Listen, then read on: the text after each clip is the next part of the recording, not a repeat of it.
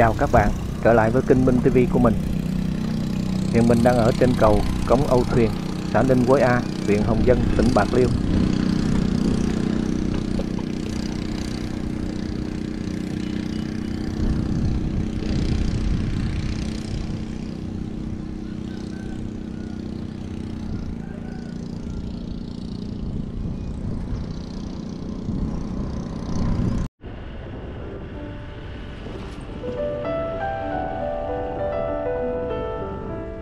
Hôm nay mình mời các bạn đi từ chợ Vĩnh Phú, xã Ninh Quới A, huyện Hồng Dân đến chợ Phước Long, thị trấn Phước Long, huyện Phước Long, tỉnh Bạc Liêu, trên tuyến đường ven kênh Sáng Phụng Hiệp.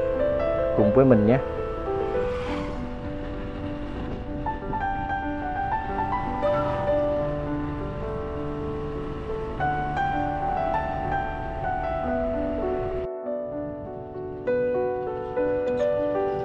Từ Cống Âu Thuyền đi khoảng gần 1 km thì đến chợ Vĩnh Phú, xã Ninh Quới A, huyện Hồng Dân.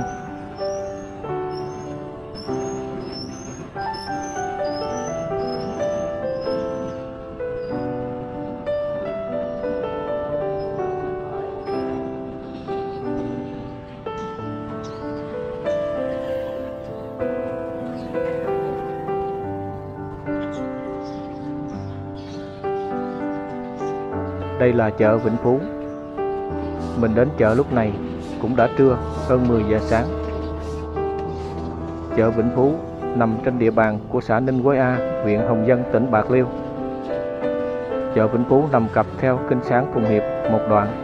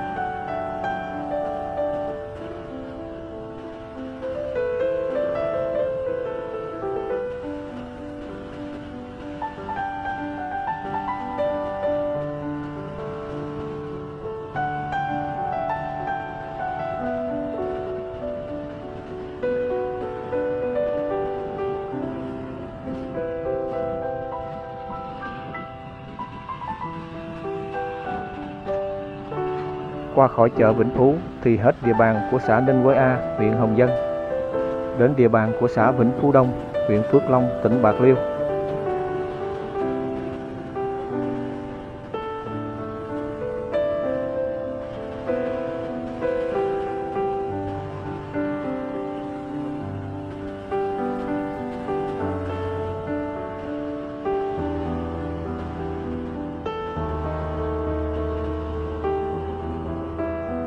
Xã Vĩnh Phú Đông là một trong 8 đơn vị hành chính cấp xã của huyện Phước Long.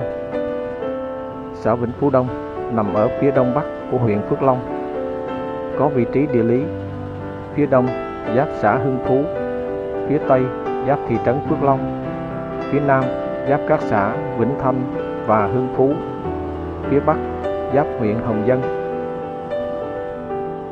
Xã Vĩnh Phú Đông gồm có 11 ấp, là ấp Mỹ 1, Mỹ 2, Mỹ 2A, Mỹ Tân, Phước 3A, Phước 3B, Huê 3, Vĩnh Lộc, Vĩnh Phú A, Vĩnh Phú B và ấp Tường 1.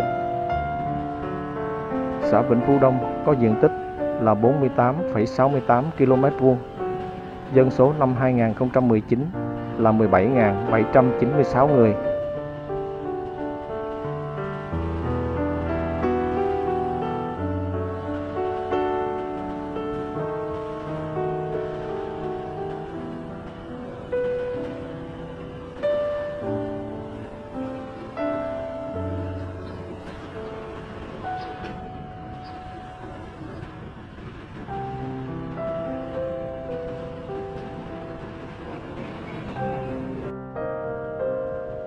Về lịch sử của xã Vĩnh Phú Đông, sau năm 1975, xã Vĩnh Phú Đông thuộc huyện Hồng Dân. Ngày 29 tháng 12 năm 1978, xã Vĩnh Phú Đông, huyện Hồng Dân được chuyển về huyện Phước Long mới thành lập quản lý. Đến ngày 25 tháng 7 năm 1979, xã Vĩnh Phú Đông được chia thành 4 xã, lấy tên là xã Vĩnh Phú Đông, xã Đông Phú, xã Hưng Phú và xã Đông Nam. Ngày 17 tháng 5 năm 1984, xã Vĩnh Phú Đông và xã Đông Phú, huyện Phước Long được sáp nhập vào huyện Hồng Dân, tỉnh Minh Hải quản lý. Ngày 9 tháng 11 năm 1990, các xã Đông Phú và xã Đông Nam được sáp nhập vào xã Vĩnh Phú Đông. Ngày 6 tháng 11 năm 1996, tỉnh Minh Hải được chia thành 2 tỉnh là tỉnh Bạc Liêu và tỉnh Cà Mau. Khi đó xã Vĩnh Phú Đông thuộc huyện Hồng Dân, tỉnh Bạc Liêu. Đến ngày 25 tháng 9 năm 2000, xã Vĩnh Phú Đông thuộc huyện Hồng Dân được chuyển về huyện Phước Long mới thành lập quản lý cho đến nay.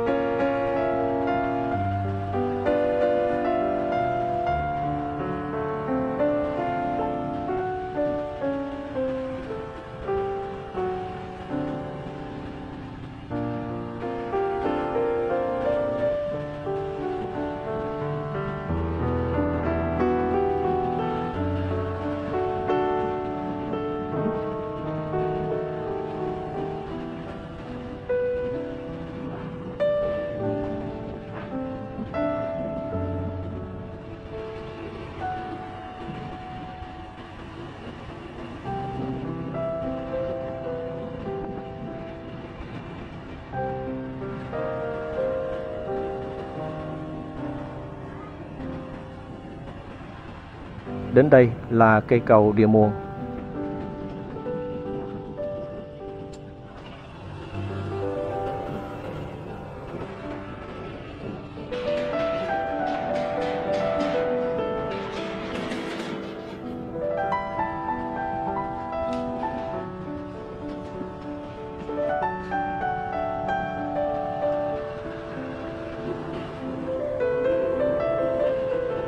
Qua cầu là đến cổng chào làng Đan Đác, ấp Mỹ 1, xã Vĩnh Phú Đông, huyện Phước Long.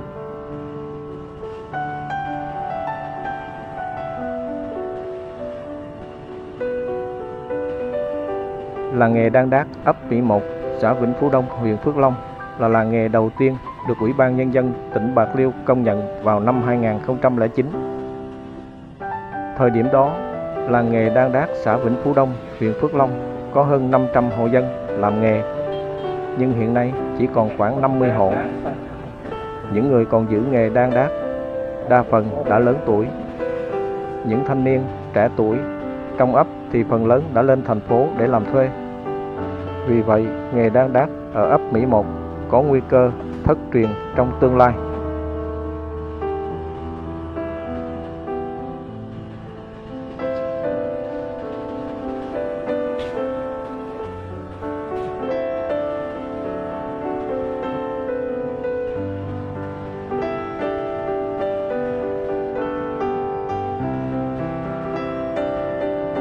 Làng nghề đan đát ở xã Vĩnh Phú Đông được hình thành hơn 60 năm và từng là cái nghề ăn nên làm ra của nhiều gia đình. Tuy nhiên, có một thời gian dài, nghề đan đát xã Vĩnh Phú Đông cũng bị mai một và chỉ hồi sinh trở lại khoảng hơn 2-3 năm nay. Nguyên nhân là do thiếu đội ngũ thừa kế, hàng sản phẩm khó cạnh tranh được với các mặt hàng công nghiệp, nguyên liệu khan hiếm. Trong khi đó, giá các mặt hàng thường lại thấp. Vì thế, nhiều người không trụ được với nghề nên chuyển sang công việc khác. Trước tình trạng trên, chính quyền địa phương đã có nhiều chính sách hỗ trợ để giữ chân người làm nghề và duy trì làng nghề truyền thống. Với sự quan tâm của nhà nước trong gìn giữ và phát triển làng nghề truyền thống, cùng sự tâm huyết gắn bó của người dân, sẽ giúp cho làng nghề đan đát, tre trúc, xã Vĩnh Phú Đông nói riêng, các làng nghề truyền thống nói chung sẽ còn sống mãi với thời gian. Hiện nay, các sản phẩm bà con làm bán là rổ, thúng, cần xé. Trong đó, cần xé là sản phẩm được đặt hàng quanh năm, nên có hơn 70% người dân đang bán mặt hàng này. Hiện nay, nghề đan đát có thu nhập khoảng từ 200 đến 300 ngàn một người một ngày. Nhưng mọi người vẫn vui và khá hài lòng khi gắn bó với công việc, bởi vừa được lao động tại quê nhà, vừa được làm cái nghề của cha ông để lại từ mấy chục năm qua.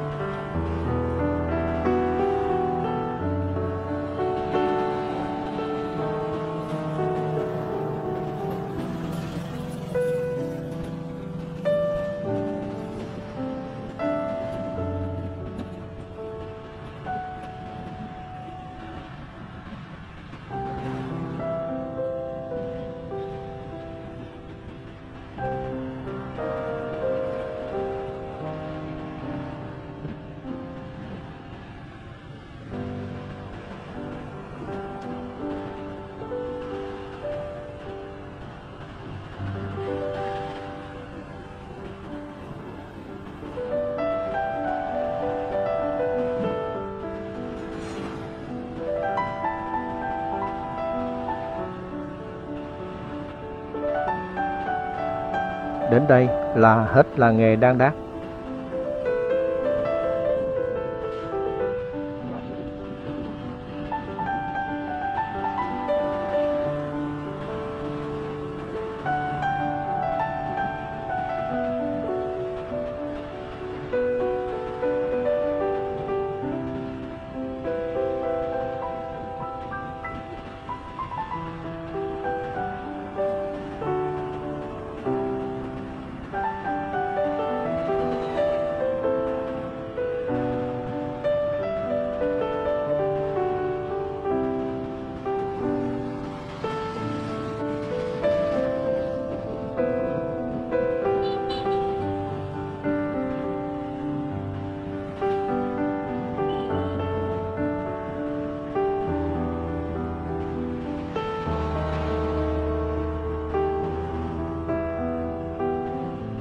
Đây là cầu Thầy Thép.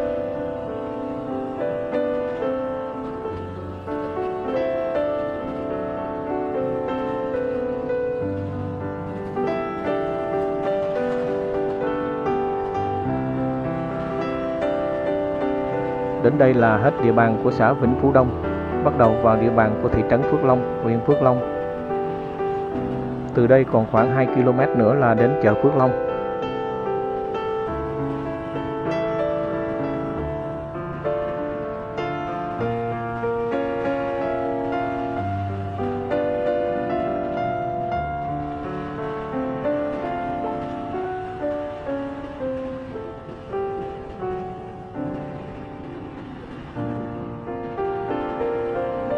Thị trấn Phước Long là thị trấn huyện lỵ của huyện Phước Long, tỉnh Bạc Liêu. Thị trấn Phước Long nằm ở phía bắc của huyện Phước Long, có vị trí địa lý phía đông giáp xã Vĩnh Phú Đông, phía tây giáp xã Phước Long, phía nam giáp xã Vĩnh Phú Tây, phía bắc giáp huyện Hồng Dân.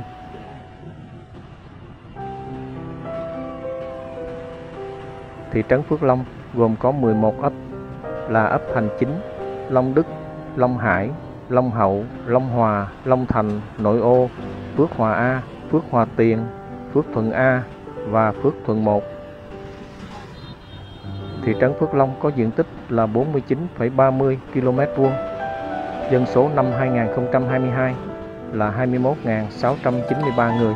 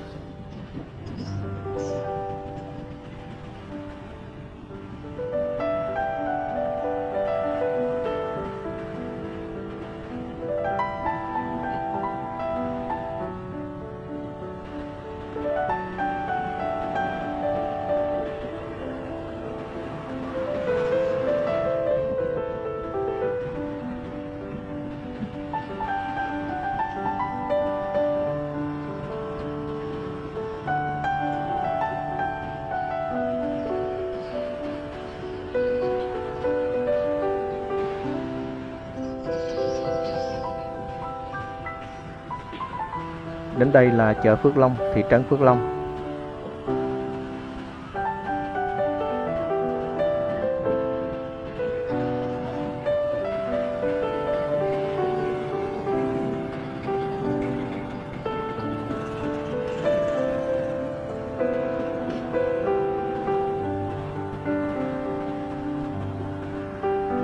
Chợ Phước Long cũng nằm trải dài một đoạn cặp theo kênh Sáng Phụng Hiệp.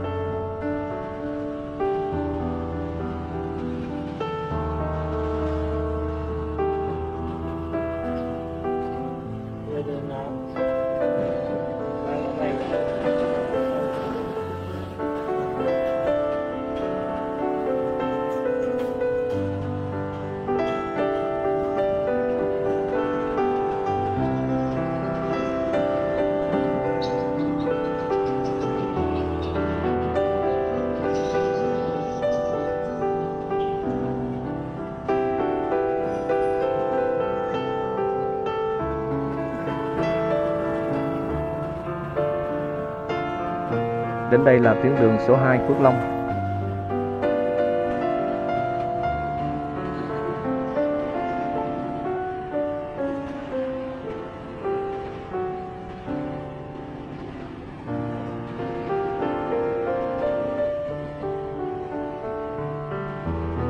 Đến đây mình cũng xin tạm dừng. Xin mến chào và hẹn gặp lại các bạn.